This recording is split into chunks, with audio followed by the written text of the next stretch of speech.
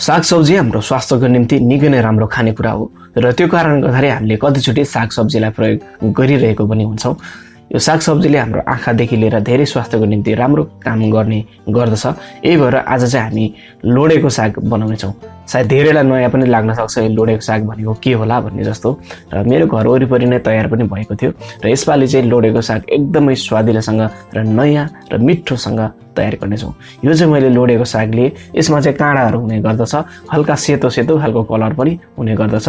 जुन काँडाहरू फ्याँक्नको निम्ति चाहिँ मलाई मेरो हजुरआमाले सपोर्ट गर्नुभएको थियो र यसरी सबै काँडाहरूले उहाँले चाहिँ फ्याँक्नुभयो र यसरी तयार गरिएको छ। र यतिको तयार भइसकेपछि यसलाई चाहिँ मैले यसरी धोएर सफा गरेँ।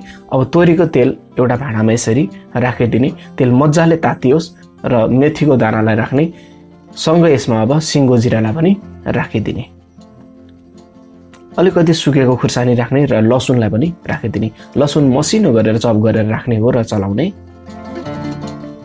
यसमा थोरै टमाटरलाई पनि राखिदिने र यसलाई पनि यसरी चलाउने। बीचमा हल्का यसरी चलाउँदै दबाउँदै सफ्ट हुने बेलासम्म पकाउने। अब यतिको तयार भएपछि लोडेको सागलाई अब राखिदिने, यसलाई चलाउने।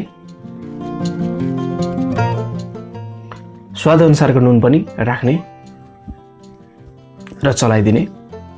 यो हल्का सुक्खा भएको कारणले अलिकति पानी राखिदिने र फेरि पनि चलाउने। आजको रेसिपी तपाईँहरूलाई कस्तो लागेको छ लेख्नलाई नभुल्नुहोला र बिचमा यसरी चलाउँदै पकाउने र मजाले यसरी पाक्न पनि थाल्यो। यतिकै भएपछि हाम्रो लोडेको साग तयार भएको छ। मैले चाहिँ यसलाई यसरी सर्भ गरेँ। निकै नै स्वादिलो बनेको र खाँदाखेरिमा मिठो भएको र थोरै फरकपना स्वाद भएको यो लोडेको सागको रेसिपी तपाईँहरूलाई कस्तो लाग्यो? आजको रेसिपी तपाईँहरूलाई मन पर्यो भने भिडियोलाई लाइक गर्नुहोस्, च्यानललाई सब्सक्राइब गर्नु भएको छैन भने सब्सक्राइब गर्न पनि पक्कै नभुल्नुहोला। अर्को नयाँ रेसिपी तपाईँहरूको बिचमा अझै मिठो अनि सजिलो नेपाली मिठो रेसिपी लिएर पक्कै आउनेछु। तबसम्मको लागि नमस्ते।